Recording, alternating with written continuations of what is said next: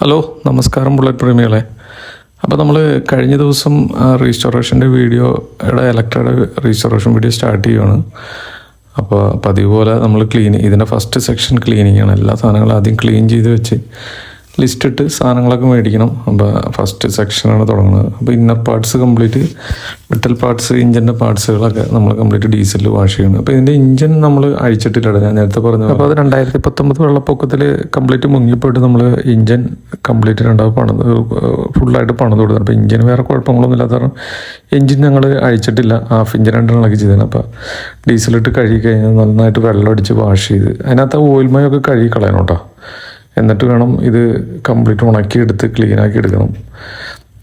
അപ്പോൾ കാർബറേറ്റർ നമ്മൾ വെള്ളം ഒഴിച്ചില്ല, കാർബറേറ്റർ അതിനകത്ത് കഴുകി ജസ്റ്റ് വെച്ച കാരണം എല്ലാം ഇനി വെച്ച് ആദ്യം ഫസ്റ്റ് സെക്ഷൻ ഇന്നർ പാർട്സ് അല്ലെങ്കിൽ മെറ്റൽ പാർട്സ് കംപ്ലീറ്റ് കഴുകിയിട്ട് വേണം അലൂമിനിയം പാർട്സ് കഴുകാൻ. അത് ഇത് ലാസ്റ്റ് ഞാൻ കാണിക്കാൻ കഴുകി വെച്ചേക്കുന്നത്.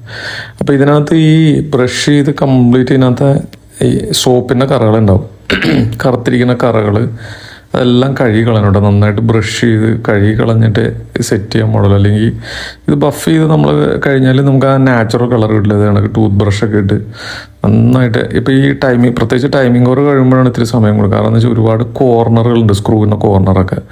അപ്പോൾ അതിൻ്റെ ഇടയിൽ നിന്നൊക്കെ കഴുകി കളയണം. അപ്പോൾ ഇത് കഴിഞ്ഞിട്ട് ഞാൻ കാണിച്ചു തരാം. അപ്പോൾ ഇതിൻ്റെ ബഫിങ്ങിൻ്റെ ഇതൊക്കെ ഞാൻ ഇതിൻ്റെ പുറകെയുള്ള വീഡിയോയിൽ ഇടുന്നുണ്ട്. അപ്പോൾ ഈ വീഡിയോസ് ഒന്നും നിങ്ങൾ എൻ്റെ വർക്ക്ഷോപ്പിൻ്റെ പ്രൊമോഷൻ വീഡിയോ ഇട്ട് കാണേണ്ട, ഇത് ജസ്റ്റ് ഒരു എൻ്റർടൈൻമെൻറ്റ് വീഡിയോ ഇട്ട് കണ്ടാൽ മതി.